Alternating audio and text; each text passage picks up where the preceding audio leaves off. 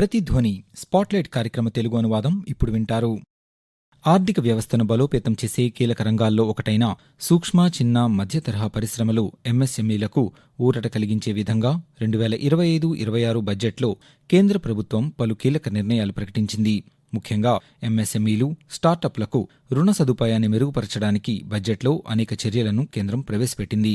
సూక్ష్మ పరిశ్రమలకు ప్రత్యేకంగా క్రెడిట్ కార్డులు జారీ చేయనున్నట్లు ప్రభుత్వం తెలిపింది.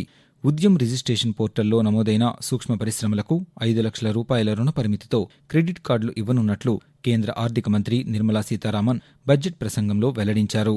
మొదటి సంవత్సరంలో 10 లక్షల క్రెడిట్ కార్డులు జారీ చేస్తామన్నారు.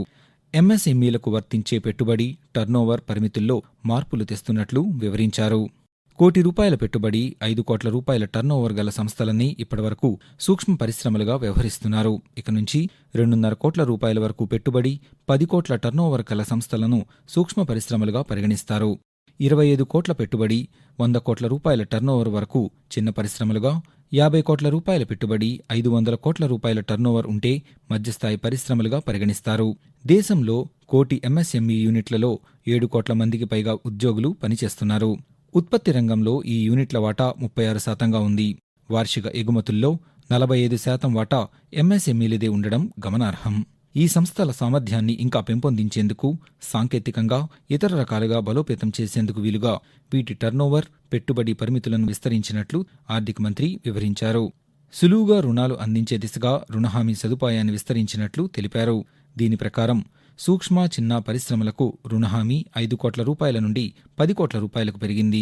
అంకుర సంస్థలకు 10 కోట్ల రూపాయల నుండి 20 కోట్ల రూపాయల వరకు రుణహామీని పెంచారు. ఎగుమతుల్లో క్రియాశీలంగా ఉన్న ఎంఎస్ఎంఈలకు 20 కోట్ల రూపాయల వరకు టర్మ్ రుణాలు ఇస్తారు. కేంద్ర బడ్జెట్ 2025-26 సూక్ష్మ, చిన్న, మధ్య తరహా పరిశ్రమల రంగాన్ని బలోపేతం చేయడానికి ఒక నిర్మాణాత్మక విధానాన్ని ఆవిష్కరించింది. ఆర్థిక స్థితిస్థాపకత, ఉపాధి కల్పన మరియు పారిశ్రామిక విస్తరణను పెంపొందించడంలో దాని కీలక పాత్రను గుర్తించి అందుకు అనుగుణంగా నిర్ణయాలు తీసుకున్నారు. ఆర్థిక ప్రాప్యతను పెంచడం, వ్యవస్థాపక వృద్ధికి మద్దతు ఇవ్వడం, శ్రమతో కూడిన పరిశ్రమలను ప్రోత్సహించడం లక్ష్యంగా అనేక ప్రణాళికలను ఆర్థిక మంత్రి ప్రకటించారు. భారత పారిశ్రామిక రంగంలో ఎంఎస్ఎంఈ ఒక మూలస్తంభంగా ఉంది. ఇది తయారీ, ఉత్పత్తి, ఎగుమతులు మరియు ఉపాధి కల్పనకు గణనీయంగా దోహదపడుతుంది. 5,93,00,000 నమోదిత ఎంఎస్ఎంఈలు 25 కోట్లకు పైగా వ్యక్తులకు ఉపాధి కల్పిస్తున్నాయి. ఈ రంగం భారతదేశ ఆర్థిక చట్టానికి కీలకమైన స్తంభంగా పనిచేస్తుంది. ముఖ్యంగా 2023-24లో భారతదేశం యొక్క మొత్తం ఎగుమతుల్లో ఎంఎస్ఎంఈ ఆధారిత పరిశ్రమలు దాదాపు 46% వాటా కలిగి ఉన్నాయి. ఇక తాజా బడ్జెట్ నిబంధనలు ఆవిష్కరణలను ప్రోత్సహించడం, పోటీతత్వాన్ని బలోపేతం చేయడం మరియు ఆర్థిక మరియు మౌలిక సదుపాయాల వనరులకు సమాన ప్రాప్యతను నిర్ధారించడం ద్వారా ఈ రంగానికి మరింత బలం చేకూరుస్తాయి అనడంలో ఎటువంటి సందేహం లేదు. మార్కెట్ పరిధిని విస్తరించడానికి, స్థిరమైన ఆర్థిక వృద్ధిని నడిపించడానికి, ప్రపంచ వాణిజ్య పర్యావరణ వ్యవస్థలో భారతదేశం యొక్క స్థానాన్ని బలోపేతం చేయడానికి, అవసరమైన సాధనాలతో ఎంఎస్ఎంఈలను శక్తివంతం చేయడానికి ఈ వ్యూహాత్మక కార్యక్రమాలకు కేంద్రం శ్రీకారం చుట్టింది. దేశంలో ఎంఎస్ఎంఈ రంగాన్ని బలోపేతం చేయడానికి కేంద్ర ప్రభుత్వం కట్టుబడి ఉంది అనడానికి 2025-26 కేంద్ర బడ్జెట్ ఒక నిదర్శనంగా పేర్కొనవచ్చు. పెరిగిన క్రెడిట్ యాక్సెస్, వ్యవస్థాపక మద్దతు వంటి అంశాలు దీనిని ధృవీకరిస్తున్నాయి.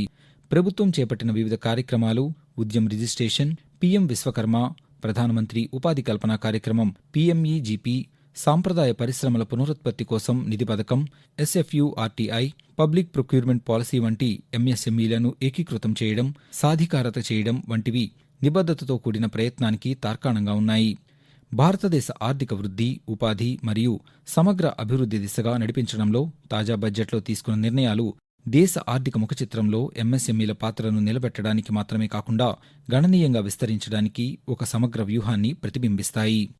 మీరింతవరకు ప్రతిధ్వని స్పాట్లైట్ కార్యక్రమ తెలుగు అనువాదం విన్నారు. రచన పోపూరి మురళీకృష్ణ. సమర్పణ ప్రాంతీయ వార్తా విభాగం, ఆకాశవాణి విశాఖపట్నం కేంద్రం. వెలువడింది ఆకాశవాణి విజయవాడ కేంద్రం.